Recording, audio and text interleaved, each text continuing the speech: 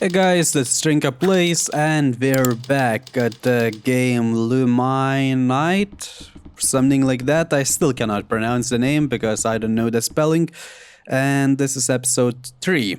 So, yeah, basically previously we just spoke to our girl, we woke up I guess now, and this is a new day. So, lots of work to do. Today, I should check out Alexander Vane's house too. I really hope I can go home early today for Celine's birthday. Okay. My dad is a detective at Summerset Police Department. It's too bad that he always comes back home so late because he's busy catching criminals. Yeah, that should hurt for him, I guess. I should do as much work as possible today. And I need to go to the bakery today. I know I'm going to forget it if I don't go right away. I should head to the bakery first since it's on the way to the station. Okay, so sure, let's do that. Is this the bakery? Yep. Hello, madam. Best cake you have. Hello. Oh, detective, what brings you here this fine morning? Feeling like some donuts? Donuts are alright, but it's my girl's birthday in a few days. I would like to put in an order for a cake. Oh, it's Celine's birthday already. Time flies, doesn't it? They grow up so fast. Huh, yeah. I would like one of these customized cakes, please. Yep, of course. But do you want me to write on it? Huh. Here, can you do this? Oh, you have it written down. Let's see. This is a constellation of some sort, right? Something like that. Yes. Guess it's something Celine's into these days. Seems like kids in that age like some wacky things, huh? Dinosaurs, constellations and all that, right? Would it be too complicated for a cake? Nah, this is fine. I'm good baker, you know. I'm glad, thank you very much. Leave it to me, detective. I'll make sure it's exactly as you want it. Swing by in 2 days, alright? Now that I put in the order for Celine's birthday cake, I should head to the station. Cool.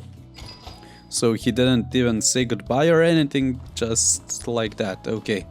Oh, it's here, so close. Morning, William. Yeah, morning. Heading straight to the Pamela Street? Why are you just standing there? Let's get going already. No, I'm not just standing here. Look behind. Are these two detectives in the homicide division? Yes, that's right, sir. Good to meet you. I'm Cornelius Magnus, the new police commissioner. Likewise, sir. Kelvin Foster.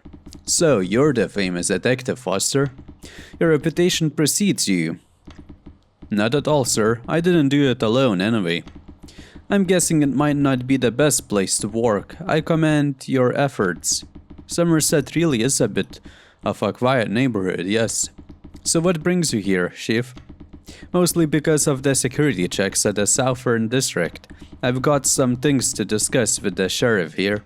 Oh, makes sense. It's that time of the year, right? I've heard that you have got an interesting case on your hands right now. Is that right? Oh, it's really nothing of the sort. We're just starting the investigation. We only beginning? Nice. Kelvin, what do you think? It is a complicated case. I suppose we will see if it's any more serious than a regular murder, however. A complicated case. I heard an unidentified corpse was found on the beach. Oh, we ended up figuring out who he was. I believe his name was Alexander Vane. He was Summerset resident, around 40 years old. He was a bachelor too. Right, anything in this investigation giving you a trouble? I think we'll find out soon. Yes, thought as much. This is a personal question, detective. Have you considered the possibility of the mafia being involved in this case? The mafia? Some families are starting to expand into other territories. Bad business. Have you heard about Nine Angels Casino going bankrupt? The newspapers were all talking about that for a few days. The mafia's scum are busy fighting wars amongst themselves, and even the weaker families in the south are trying to get a cut for themselves. So that's why the security checks are in our region ramping up too. A man who dies mysteriously on the beach without resisting. Pretty common way to do a hit, no? Dump someone on the beach when nobody's watching. Do you think the mafia is involved in this murder, Chief? Beats me, I'm not one of the investigating this. That's why I'm asking you, Detective. If you're asking for my opinion as the preceding detective, I believe there are multiple ways to approach the case. But it would not be a good idea to lock in our perspective from a particular angle, of course. Right, that's what I expected. But chances must be taken when they come. You don't get second chances very often. The mafia's scum are destroying themselves from the inside. They are weak. A replacement in leadership and the chaos that ensures from it. This is the perfect opportunity to rid our country of the mafia for once and for all.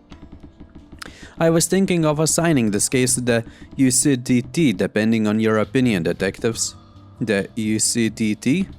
The Underworld Crime Deterrence Team. It's a bit short on personal at the moment, but still, we're trying to find capable detectives who are also immediately available. Detective Kelvin Foster, I've heard that you are a natural-born detective known for your drive and capabilities. I'm willing to recruit and assign more personnel under your command if you wish to join the team. So, you weren't just here to discuss security details. I'm not forcing you to accept. The police department here needs more people anyway. We sure do. Think it over. Take as much time as you need. Anyway, if this case is really related to the mafia, I would like to have you on the team one way or the other. Of course, sir.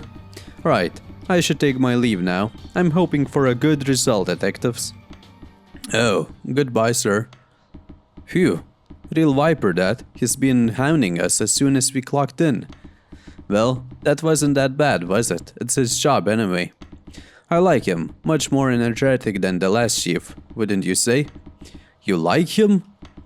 What a good result. What kind of murder case has a good result anyway? Is it good that nobody other than the man himself was hurt, since it turned out that after all this hullabaloo it just turns out to be a lonely bachelor suicide?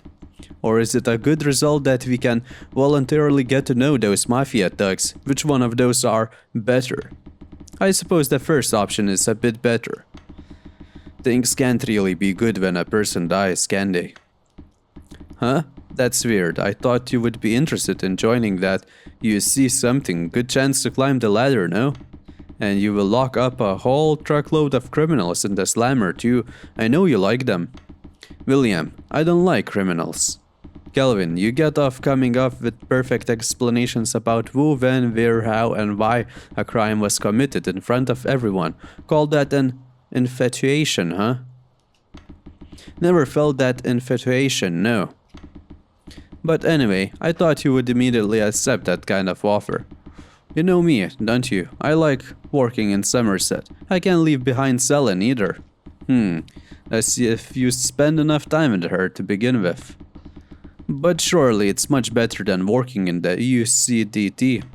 Maybe the chief thinks highly of me because of my record, but without you, William, I don't think I would have caught half as many criminals. Like you said, all I'm good for is deducing things in my head and explaining them. Unless UCDT has 2 vacancies, I don't think I will be a good fit. Well, I guess I'm more of a field guy than you. And I'm always the first one to get to the scene too. That's right. As a matter of fact, we should get to the mansion on 17. Spent enough time chatting away, don't you think? Alright. Get in already. Hope you have your badge. Of course. Wow, that was pretty much a long conversation just about a job, so... a job offer, if you could say so. So, this is Alexander Vane's house. A man living here alone must be a proper weirdo. It seems like it hasn't been long since Vane moved here to Summerset. That's what the ledger says. Huh, this seals the deal. I'm sure the guy got ripped off big time by some real estate broker and drew the wrong straw. How else could a man have moved here? Everybody knows that the development plan for this area is going nowhere. Oh, another murder? William, I see a car with a broken window over there. Oh yeah. Let's go take a look. I should go take a look at the car right over there. It's kinda strange that they're double hinting this all the time. Like, they usually finish the conversation, sure, let's go take a look at it. And then, in his mind, he says, basically repeats the same thing. Oh yeah, let's go take a look at it. So, yeah, that's just weird, but yeah, let's inspect this. Phew, that's rough. Someone broke the glass from the outside. Some blood is on the outside of the window, and most of the broken glass shards fell inside the car. Like William said, the glass was definitely broken from outside. Okay. If the car is parked right outside the house, does it mean that this is Alexander Vane's car? Well, let's see what's inside. Look at this. Let's see. Oh, be careful, don't cut yourself on the glass. Hang in there, there's something on the floor. A little cut won't kill me. No, you don't want to bleed on the scene and contaminate the evidence. And you should have your gloves on when you're handling evidence. I should have known better. Right, take these gloves. Thank you very much. My pleasure. What is this? It's wrapped carefully with newspaper. A book. The Summerset Daily for the 12th. Why don't we unwrap this? Go ahead, the newspaper itself looks pretty normal. Kafra? This? Kafra, huh? This name rings a bell. Right, isn't that the same book that the doctor lent you yesterday? Yeah, there are some differences in the cover and the spelling. Mind if I scan through this book for a while? Go ahead, I'll see if there are any other noticeable things about the car. There were some mysterious pages in the paperback that Charlotte borrowed me. I should see if it's exactly the same, including all those pages. Yeah, sure, let's inspect it. Without the first page, okay, that's weird. Wait, is this something new? It's identical to the paperback up to this point. However, I can tell this hardcover wasn't printed. If anything, it's closer to the author's manuscript. All the texts and illustrations have been handmade. Damn. I didn't expect the illustrations to be hand-drawn. Some skills this author's got. Okay. Oh, well... that's... I don't know. Ink has been spilled? And the same goes for this book. Only the page about the Black Datura has been made unintelligible. The paperback version has this page filled out with garbled letters, but this manuscript has proper English text on it. If this page is supposed to be identical to the one in the paperback, are those letters supposed to be a cipher of some sort? And the ink splotch was made intentional if the ink splotch was made intentionally to stop people from breaking the cipher. Let's see the book. Let's see, the book was closed before the ink would dry, and the ink is smudged onto the previous page. That means that whoever tried to ruin this page did not have the time to wait for the ink to dry. Time was running out. So this person broke the window and threw in the book hastily wrapped in the newspaper. Right, this is starting to make sense. I should see if the last page also says Sima. Oh, okay. These, I saw them all in the paperback. It must be sort of cipher that contains some important information. I should try my hand at breaking the code when I go back home today. Interesting. Another one. Oh, it's the same all over again, okay. Wow, that's a lot of text basically. And this is the missing from the killed guy piece. The torn part, could this be? So this was the note Alexander Vane had in him. I should let William know about this.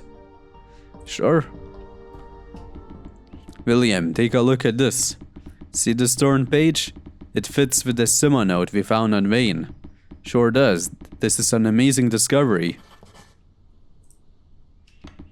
What a coincidence. Wait, it is not a coincidence. Maybe this is Alexander Vane's car. I'm not sure why he parked it here when he has a garage.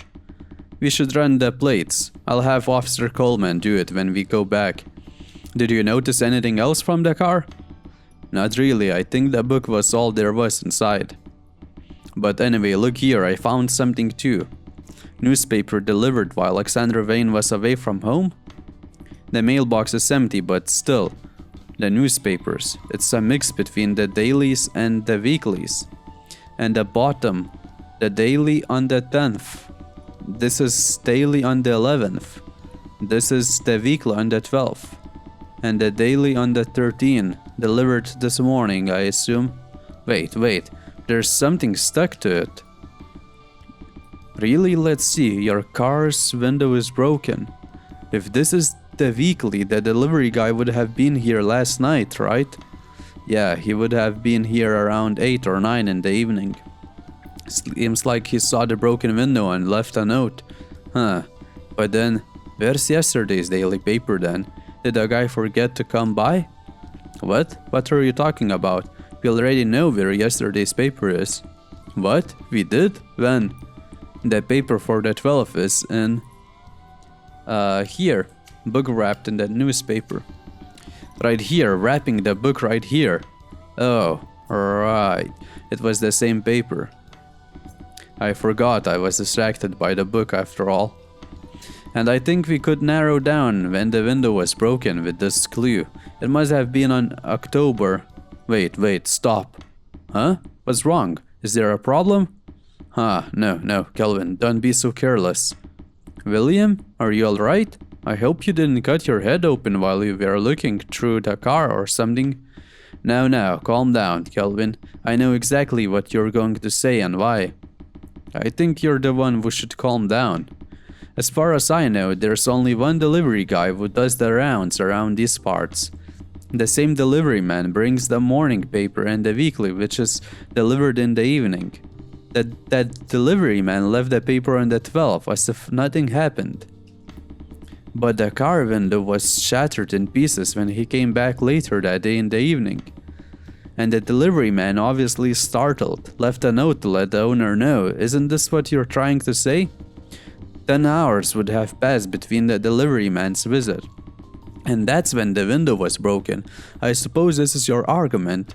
However, that argument has a few holes.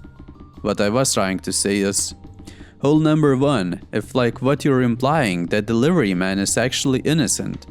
Hold on, I didn't make any arguments.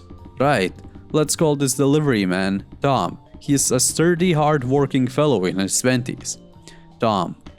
While doing his job, Tom finds out that someone broke a window out of a car parked in front of his customer's house. My gosh, that car's expensive. The repairs will be even more expensive than what I get paid each month. Whoever did it must not have been some small fry, he thinks. However, this wasn't when Tom left a note on the paper. Why would that be, you ask? Even in a ghost town like this, people would at least take care of their own cars. A humble delivery man like himself wouldn't need to let the owner know. And maybe the owner already knows. After all, why would someone just leave their expensive car in a state like that? Yep, makes sense to me. So, Tom decided to just leave it alone. But a day passes and another. The car's still there with its window broken. Now Tom is sure whatever the owner of this house is doing, he wouldn't know what happened to his car. And Tom decided to finally leave a short note on the paper he delivered. In that case, yes, the note was left on the weekly on the 12th, but the broken window could have been discovered before then. I see what I was trying to get at though. Wait, I'm not done yet. Here comes hole number 2. Perhaps this is what would hammer the last nail in this case. Last nail in the case, huh? I'm dying to know. Hope this doesn't shock you to the death. I don't think you got to it yet. Hole number 2, if the delivery man happens to be the culprit. How's that? Quite incisive, no? Are you saying that the delivery man broke the window? Yes, not only that, but he could have poisoned Alexandra Vane too. Well, why would this hard-working 20-something Tom do that? Well, who knows? Maybe they had some bad blood between themselves. So he killed Alexander Vane, stole his book, broke his window, and checked it inside? And still couldn't let go of his anger, so went to the train station to pry open locker 22. Then he gets notice and throws a pry bar at the security guard, but still didn't forget to do his job delivering papers? Well, let's say we give him the benefit of doubt. I suppose he only broke the window and didn't kill anyone? Even if the delivery guy broke the window like you said, isn't it strange that the guy would effectively turn himself in with a note in that case? It could be an attempt at misdirection. Misdirection? If he left the note in the evening paper on the 12th, anyone would figure the window got smashed sometime during the morning or afternoon of the 12th, just like you did. Right, how does this work? The guy leaves the note first and then breaks the window the following day. The following day? You mean he could have done it this morning after delivering the paper as if nothing happened? That way the culprit can build an alibi until the 12th and not appear suspicious. So to sum up your argument, the note in the paper on the 12th isn't enough evidence to think that the window was broken on the 12th? Yeah, that's what I'm getting at. What if there were two more clues? A clue that shows that the window was definitely broken later than the morning of the 12th. And that it was broken before the evening of the 12th. Two clues just like that. Damn, I have no clue what just happened here. Well, I do have clue. I do understand the main idea, but the car's window was definitely broken after the morning of October 12th. This is because after the morning. Well, the book is wrapped in the newspaper, right? Book wrapped in the... I think this is like the correct one. So after the morning of October 12th, yeah, because it couldn't have been earlier than that. So let's go with this. The newspaper delivery man is the criminal who broke the window. Completely irrelevant to the criminal who broke the window. Well, this is what I do not know. He could be an accomplice. It's completely irrelevant. The same person as the criminal who broke the window. Let's go with completely irrelevant behind for now. The reason is, seeing as how the broken window has some blood in it, the criminal must have injured his hand. Lethal poison. Further research is required. I have no clue. Bloodstain on the car. The newspaper delivery man is completely irrelevant. Wait. An accomplice? I don't know. I think it's irrelevant.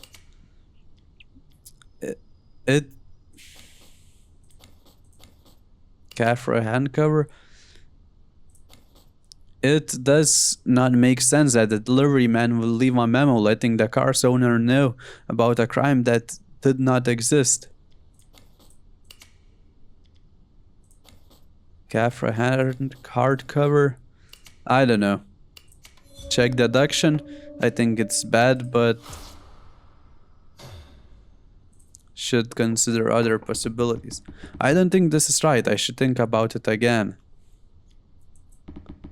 The motive and evidence are the two most important things when trying to come up with the list of suspects. I should think if there is a clear evidence that the newspaper delivery man broke the window or had any reason to do so. Think of a hint. Seeing from the blood left on the window, whoever broke the window also injured their hand. That means it would have been difficult to do a job that requires meeting many people with an injured hand. If people know that the person has an injured hand, they would soon realize that he is the criminal. Okay, so the reason behind this is this. Completely irrelevant. It does not make... Let's check now. Yeah, okay, I had selected the wrong main idea. Two more? Two more clues? Whoever broke the window used the paper on the 12th to wrap the hardcover book. That means that somehow the paper on the 12th should have been delivered and left underneath the mailbox, no? You can't use a newspaper that doesn't exist to wrap the book, right? That's true. Although you said the delivery man could have been the culprit, I'm not sure I agree with you, William. Why is that? It wasn't much, but there still was blood on the broken window. Whoever did it would have been injured. A delivery man wouldn't just deliver papers around town while injured, even if it's just a flesh wound. I don't think that pain is the real problem here. The delivery man have to go door to door with a smile. What do you think would happen if one day a guy just injured someone would remember it? Well, that's true, but if the culprit didn't want to appear suspicious, the bloodstain would have been removed, but it wasn't, no? The delivery man is not related to the culprit at all. He's just a good citizen who left a note as soon as he noticed the broken window. And since 2 days' worth of papers were stacked underneath the mailbox, he would have noticed the owner of the house wasn't there. Although he doesn't know when exactly the window was broken, he wanted to let the owner know that he did find out at that moment. This means that the window couldn't have been broken later than the evening of the 12th, when the weekly paper would have been delivered. The delivery man wouldn't have pulled a prank on the car's owner over an unbroken window. Yeah, I guess you're right. But if it had happened between yesterday morning and evening, if we had identified Alexander Vane sooner and come straight to this house, we might have run into the window vandal ourselves, no? Yeah, that would have been for the best in many ways, but it's a shame things didn't work out that way. For now, I think the best course of action is to go inside the mansion and see for ourselves. Yeah, the car's in a sorry state, so who knows what the inside would look like. An empty house, it doesn't seem like only one person would be living there. Wouldn't the owner have a housekeeper of some sort? Hey, if there was a housekeeper, he wouldn't have taken care of the newspapers. He would have taken care of the newspapers and caught the window vandal. Huh, I should knock on the door. Okay, yeah, let's do that, I guess. Anyone there? We're from the Summerset Police Department. Just get the door open, Kelvin. It's empty. What? It's not empty. Wait, can't you hear someone inside? What? Are you sure? Hello? Anyone there? Yes, give me a second, will you? Oh, that's a young woman speaking. Lucky, we could ask her some questions. Hey, she's young. She must have been in a relationship with the victim. Huh, figures. Sorry, I was taking a shower. My god, that guy was dating you? What? William, what were you... Apologies. My name is Kelvin Foster. I'm detective at the Summerset Police Department. Is this Mr. Alexander Vane's home? Oh, I think you have the wrong address. I don't think I have ever heard of that name. Really? William? What happened? Isn't this the right place? 17 Pamela Street? This is the place. I'm not sure this is the place. Excuse me, but what is your name? Scarlett West. Oh, yes, a beautiful name. Are you staying together with the owner of this house, Miss West? No, I live over there at Pimstown. Do you know where the owner is then? He's out on a business trip. He's coming back tomorrow. And the name of the owner is? Theodore Brueswig. Brueswig? That's strange, that name wasn't on the list. Well then. No, wait, please. We have a few more questions for you, madam. Oh, yes, like the broken window of that car over there and all. I'm sorry, I don't really understand. There was a car with a broken window parked up there, didn't you notice? Oh, I did. It was just parked out there on the street. Didn't you want to tell the owner or do something about it? Well, the owner is out on a business trip, and I didn't think I should mess with a car that's not mine. Huh, yes, of course. And is that car Mr. Brucewick's car? Yeah, he always parks wherever he wants. What is your relationship with Mr. Brucewick? This seems a bit private. Do I really need to tell you this? Yes, we're conducting an investigation. Thanks for your cooperation. We're just friends. He asked me to clean the house while he's away for a business. Away for business? Then, Miss West, when did you arrive here? I arrived this morning. I'm going back to Pimstown tomorrow. So, you wouldn't know about what happened yesterday. Did something happen? Well, we found a corpse on the beach. It's a bit far from here. Oh, I see. It was this man. Do you recognize him? This person died yesterday? That's right. We believe he died on the night of the 11th, to be exact. The appearance and the description matches Mr. Alexander Vane, who is registered as the owner of this mansion on 17th Pamela Street. I'm not sure why, but you don't know him, though. I really don't know anything about the name you mentioned, but this man, I think it's really Brucewick. Are you sure? Yes, but he said he would come back on the 14th. I really have no idea why he died. When did he exactly leave for a business? On the 10th. Did Brucewick smoke these Lumina cigarettes often? Cigarettes? Maybe, I think so. Did he also have a habit of removing the labels from his clothes? What? How would I know that? Oh, well, I'm sorry. You're thinking that this Alexander Vane might have used an alias when he was talking to you, Miss West. Do you know anyone who would have had any bad blood with Mr. Vane? No, I have never seen him with other people. I'm guessing that someone killed Brucewick? We're finding it likely. Wait, she said I'm guessing? Okay. Do you know anything about this book? We found it inside his car. I'm afraid not. You can always tell us anything if you ever do remember more. Anything will do. Yes, of course. I will let you know if anything comes to my mind. It's all too sudden for me, so I'm not sure what. Oh, we're sorry. We should have been a bit more considerate. As a matter of fact, we would like to have you at the station for further questions. What? The police station? William, mind if I leave Miss West with you for further questioning? I will look inside the house. With me? Of course. Wait, further questioning? It's a murder case, after all. We would like to know more about this Brucewick. I need to get back to Pimstown by tomorrow. My lover is waiting for me. We will drop you off at Pimstown when we're done. How's that? What? A police car? I don't think that would be necessary. No thanks. Do I have a choice here? Not really. Please, we would appreciate your cooperation. Do you mind if I at least pack my belongings then? I suppose this house doesn't really need any more cleaning now. As you wish, but since we need to keep the scene intact, William will accompany you. Oh, I will, phew, whatever. Don't mind me. I'm not here to stop you from doing anything. Hot-tempered, that lady.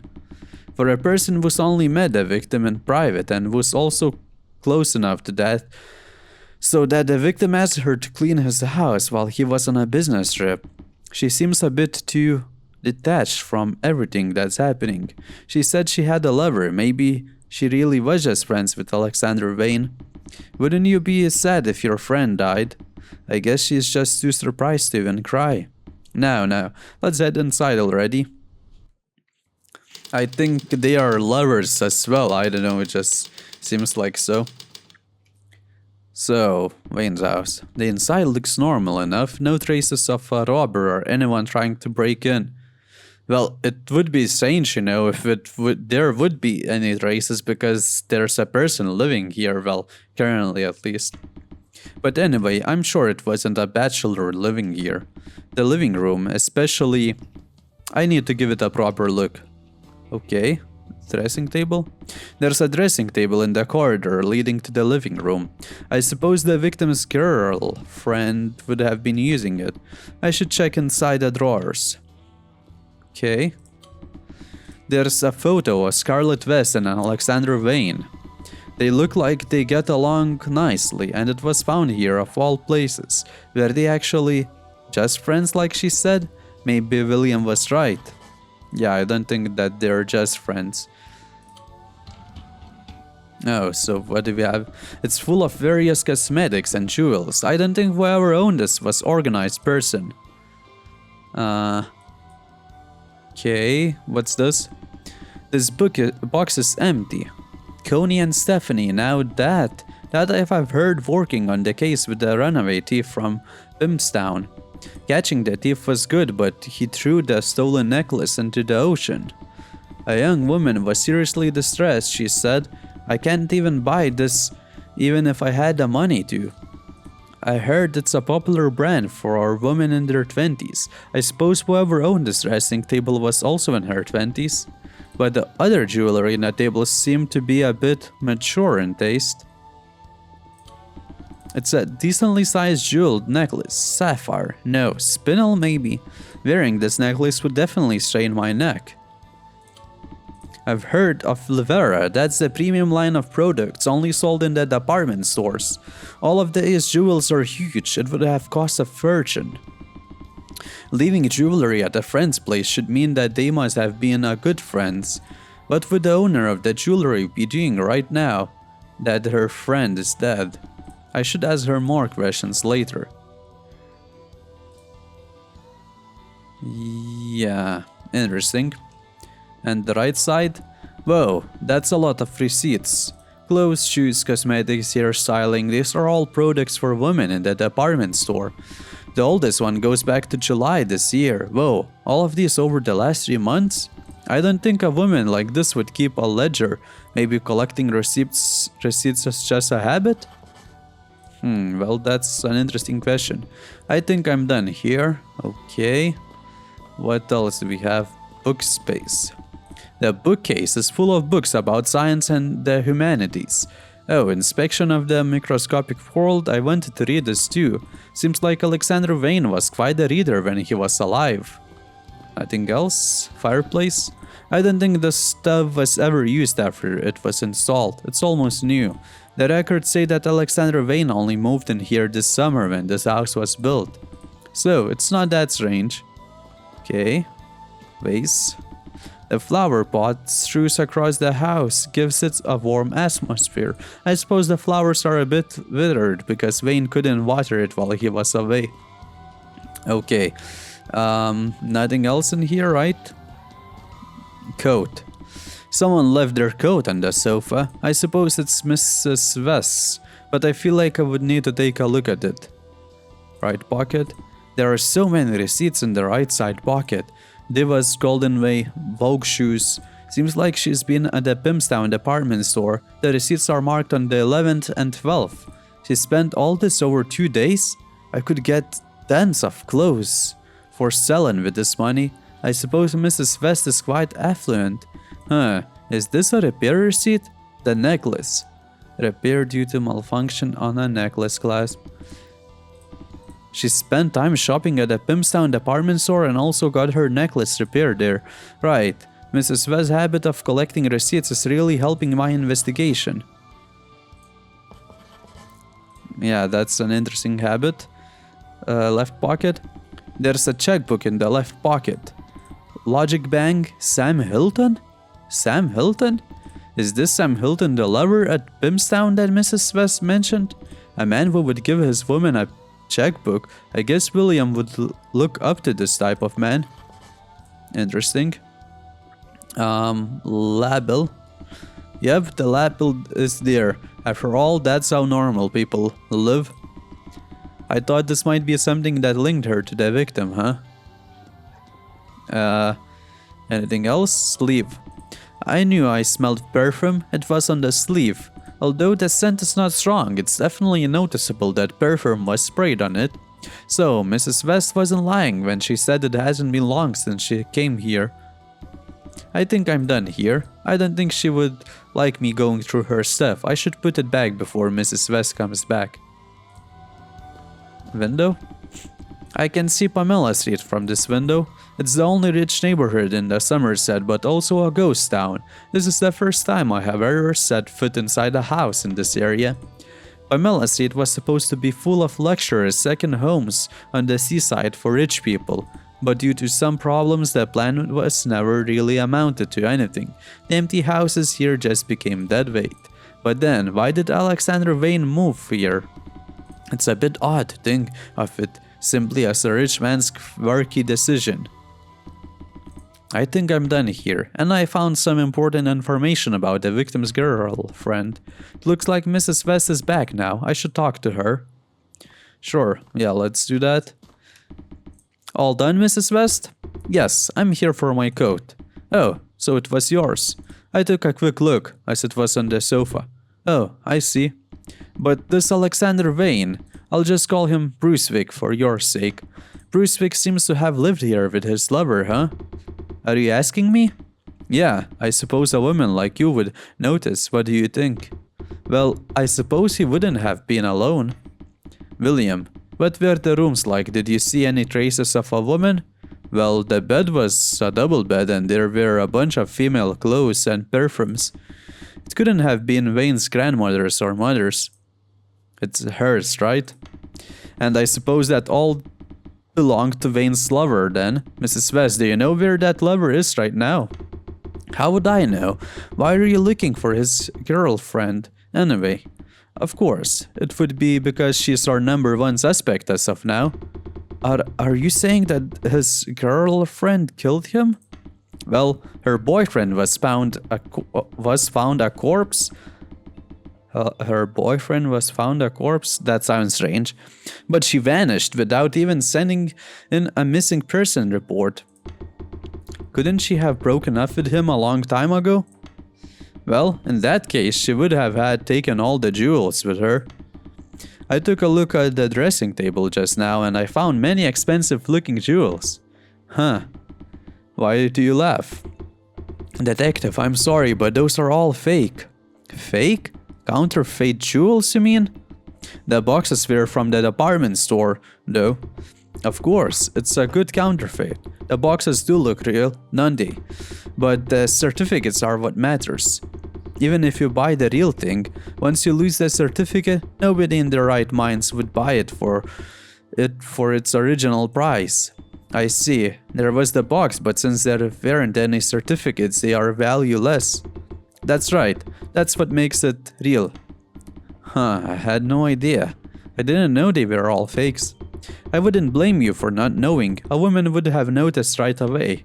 So, what you're saying, Miss West, is that Alexander Vane did live with his girlfriend at this house, but recently they broke up and he had to deal with the things she left somehow? While he was away on a business trip, he asked you, Mrs. West, who were just friends, to clean up anything that might have belonged to her. That's right. I think that's why he asked me to clean up the house. Like you said, he must have thought a woman would be good at cleaning up after a woman. Mrs. West, I would like you to be honest with me. Be honest? You said you are just friends with the victim and that you were here to clean up his house. You made that up just now, didn't you? No? Mrs. West, I advise you to tell the truth, I really do. You could pressure me all you want, but I didn't lie. I was just telling you the truth. All of a sudden you're accusing me of being a liar. You just don't believe me, do you? Do you have any evidence that I didn't tell you the truth? Alright, Mrs. West, allow me to show you exactly what lies you just told me. The evidence I found in the living room will be more than enough. Okay, so it's balanced discussion, huh? Mrs. West, you told me that jewels were counterfeit. That, although they look valuable, they're all counterfeits without certificates. And? How exactly did you know that those jewels did not have certificates? That all it takes is just opening the cabinet. I assume you have been here quite often then. No, it's my first time here. And the first thing you did after entering was opening the dressing table cabinet? I told you, didn't I? He asked me to clean his house. Nobody owned anything anymore. Huh, I see you have a point. Anyway, you did see what was inside that cabinet. Yes, if that's why you suspect me. Then you must have seen the pile of receipts in the other cabinet, yes? Receipts? Yeah, I guess there were some. They were all from the department store in Pimpstown. The oldest one was July this year. Wasn't that strange to you? Or better yet, quite familiar to you? Familiar? Like I said, this is my first time. No, I'm sure you would be familiar with them. This is why. Because she likes collecting receipts, 3 receipts, right? The receipts in your coat pocket. Mrs. West, don't you have a habit of keeping your receipts inside that dressing table cabinet? If you already know that the jewel is worthless without its certificate, Mrs. West, you would have kept the receipts for other expensive things in a safe place. That's nonsense. I might have had a few receipts, but that's no reason to think that I used that dressing table. You might not have known, but everybody keeps receipts. Every woman out there would collect them. Are you saying that you have nothing to do with the things inside the cabinet, Mrs. West? Of course. Those receipts are no reason to accuse me. Detective, why are you threatening me like this? Yeah, Kelvin. Give it a rest. No. You two just barged in, asked ridiculous questions, and accused me of being a murderer? I wasn't trying to say it because I didn't want to get in your way, but I'm scared too. Oh, well, she didn't even care when we said Priestwick was dead. Now that she's being suspected, she's crying. I've never been to something like this before. Can't you be a bit nicer to me? Oh, Kelvin, apologize to her. Crocodile tears. It might work on William, but I can't let her get away like this. A critical clue that shows Mrs. West was lying when she said she had nothing to do with the things in the dressing table cabinet. That will be key.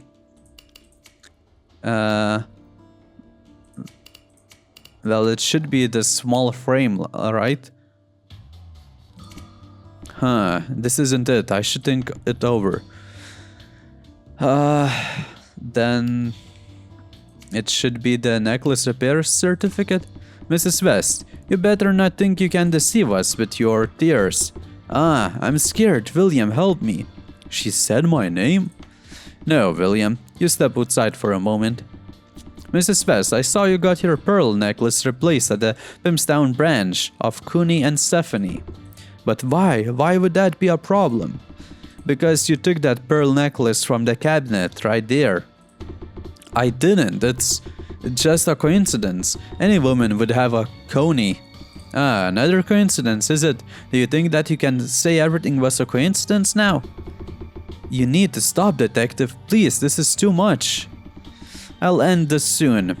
The necklace in the cabinet was yours, Mrs. West. What shows that this wasn't just a coincidence is... This is stuck. Date. Serial number. Name.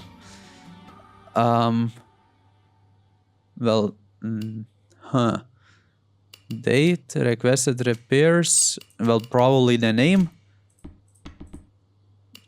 Serial number. Oh yeah, the serial number. The fact that the box and the repair certificate has the same serial number. That, well, yeah, it must be. When they made a counterfeit, they must have used my necklace. Even a counterfeit box needs a serial number. They must have... Mrs. Scarlett West, need I remind you that we are not idiots? She lost. Mrs. West, you're the victim's Alexander Vane girlfriend. And you aren't some helpful cleaner who was here to clean after a couple who recently broke up. You, as a matter of fact, are a suspect in this case who is trying to run away to Pimpstown. What are you talking about? My lover is waiting for me at Pimpstown. Right. And that must be Mr. Sam Hilton? We could bring him here if you think that would help. What? Bring him here? Who knows, he may as well be an accomplice in this case.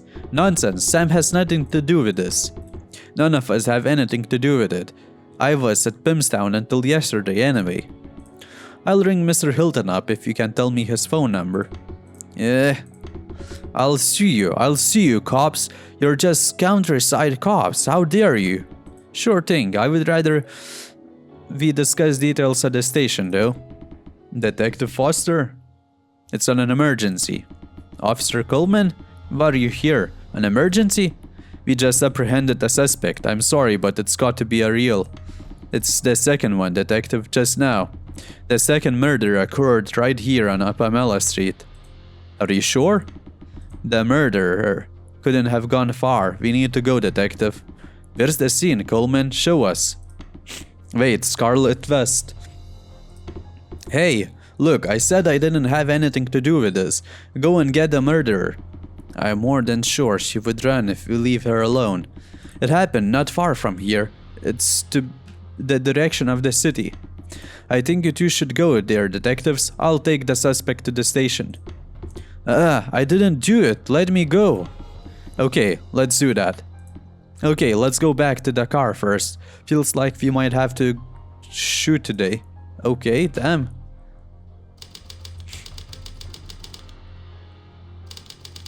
Police commissioner assassinated, suspected mafia involvement. Sub-hunting me or there will be more blood. Was shot dead and the murderer left Summerset after leaving a message. The police let this case go. Damn. Due to the shocking nature of this murder, the entire country became interested in the serial murders in the Summerset.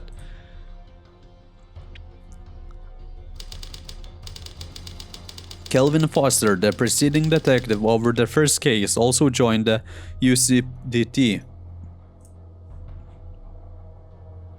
Okay. And the focus on the investigation veered elsewhere. 10 years later, with this case still unsolved, a girl receives a letter. What? 10 years? What the heck? Yeah, it's 1960, Summerset High School. So wait, will Selen receive this letter? I think she will be the one who will receive it. Okay, well, since 10 years have passed and the case remains unsolved, probably I will be ending the episode here. It's, I think, should be a little bit shorter than the last one, but I think it should be okay. And, well, my nose is a little bit runny at the moment, so yeah, it would be better to end now. So yeah, we'll meet next time then. Thank you for watching and goodbye.